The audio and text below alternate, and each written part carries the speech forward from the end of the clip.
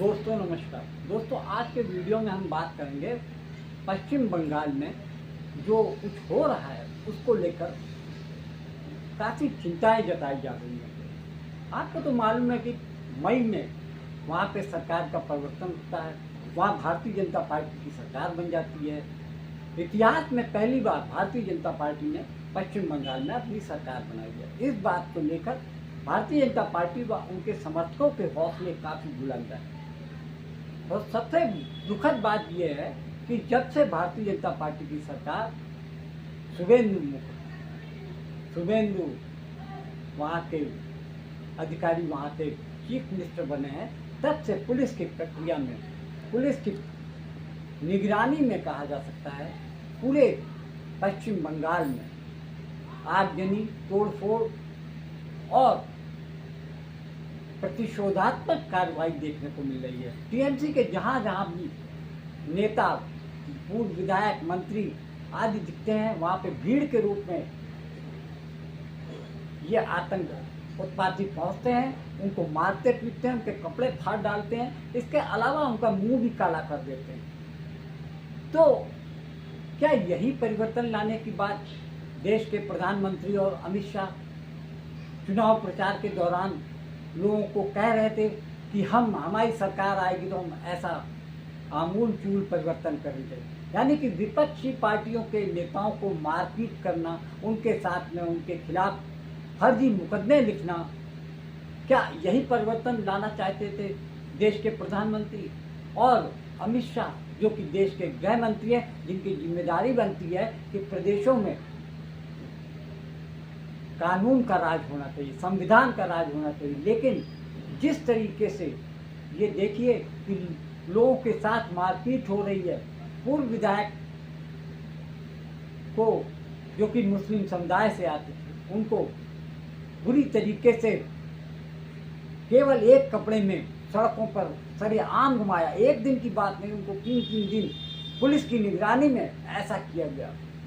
और तो और टीएमसी के महासचिव अभिषेक बनर्जी के घर में रात में 1:30-2 बजे सीआईडी की टीम पहुंचती है और सर्च वारंट दिखाने के नाम पर उनके साथ बदतमीजी की जाती है और उनके घर से कोई भी ऐसी आपत्तिजनक कागजात या सामान नहीं मिलता जिसके बारे में ये कहा जा सके कि उनको किसी अपराध के चलते उनके खिलाफ में ये कार्रवाई की गई।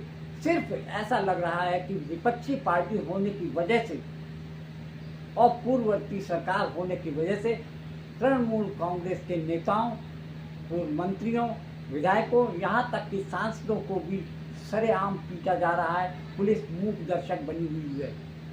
ताज़ा घटना में बताया जाता है कि तृणमूल कांग्रेस की सांसद, तेज तर्रार सांसद, लोकसभा सदस्य महुआ मोइत्रा के घर पर, उनके कार्यालय पर भारी संख्या में उत्पाती पहुंचते हैं। उनके गाड़ी के ऊपर उनके ऊपर पत्थर और अंडे फेंकते हैं। और इस बात की इत्तला जब महुआ मोइत्रा वहाँ के डीजीपी को देती हैं तो इस पे कोई कार्रवाई नहीं की जाती, कोई रिस्पांस नहीं लिया जाता। और 2 घंटे बाद जब पुलिस पहुँचती है तो वहाँ पर ये देखा जाता है कि पुलिस मूक दर्शक बनी हुई है और उत्पाती सत्ताधारी दल के समर्थकों के साथ पार्टी कार्यालय पर पत्थरबाजी कर रहे हैं। ऐसे समय में भी जो लोग बात कर रहे थे उनके हाथों में भारतीय जनता पार्टी के झंडे, बैनर थे। तो इस बात से इनकार नहीं किया जा सकता कि ये भीड़ के रूप में आने वाले लोग भारतीय जनता पार्टी के समर्थक हैं और तृणमूल कांग्रेस के खिलाफ जिस तरीके की हरकतें कर रहे हैं उससे साफ जाहिर हो रहा है ये एक राजनीतिक प्रतिशोधात्मक कार्रवाई। देखो ना, पश्चिम बंगाल का लॉ एंड ऑर्डर प्रॉब्लम क्या है। एमपी घुसने नहीं सकता है। कल हाईकोर्ट का ऑर्डर भी हुआ, उस ऑर्डर के बाद भी पुलिस कुछ नहीं सुनता है। तो ये किसी को कोई जगह में घुसने नहीं देता है, महुआ मोइत्रा को भी घुसने नहीं दिया।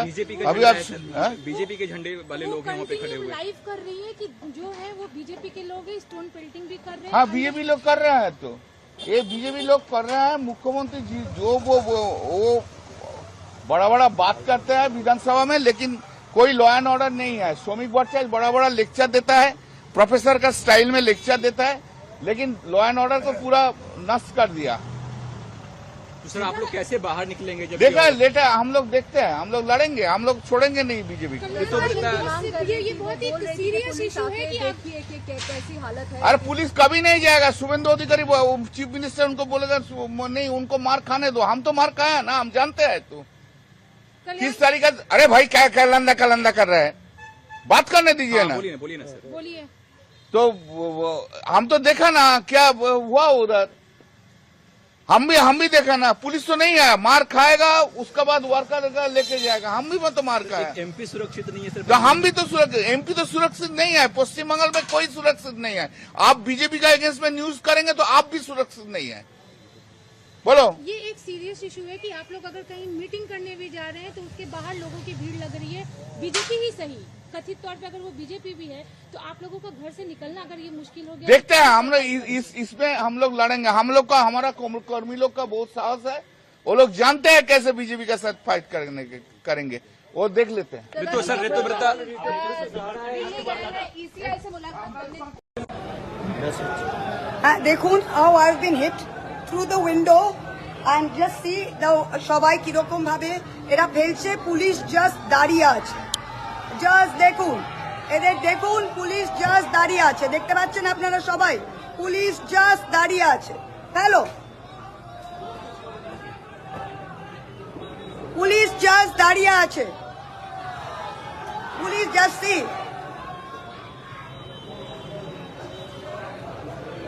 police is just watching.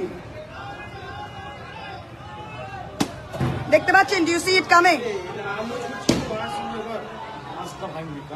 ভাঙো। Just see them. You can see them all hitting. Please note. See what's going on. Please see. তুমি থাকছো কেন? Please note. Please see what is going on. Please see with the police watching. This is a BJP mob been standing here for the past 1 hour. Have called the DGP, have called everybody. Police are sitting and watching. CRPF is watching. Please note, this is a BJP mob standing there throwing, pelting eggs and vegetables. Please note, please can everybody see this? This is what is happening. This is my area. I'm an MP here. I'm in my office. I am not going to move. Please see their faces. Tomorrow, West Bengal government, please note, West Bengal government will deny to do even an FIR. No police will take cognizance. No courts will take cognizance. CRPF watching. Call the police. They've sent the police. They are watching. The mob is continuing. अति निंदनीय, अन्यायपूर्ण, डरावना और चिंताजनक। BJP सरकार बंगाल में पूरी तरह से कानून व्यवस्था को ध्वस्त कर दिया है। आज बीजेपी के कार्यकर्ताओं ने ऑल इंडिया तृणमूल कांग्रेस के लोकसभा लीडर अभिषेक बैनर्जी के ऊपर हिंसक हमला किया। वहां से सुरक्षा हटा ली गई और पुलिस भी गायब रही।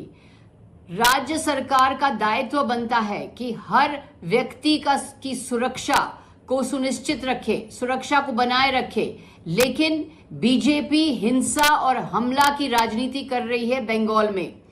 आज जो अभिषेक बैनर्जी के साथ हुआ है, ये लोकतंत्र के ऊपर सीधा हमला है और ये दर्शाता है कि बीजेपी सरकार हिंसा, हमला और इस तरह के भय और अराजकता की राजनीति करके बंगाल के ऊपर राज करना चाहती है।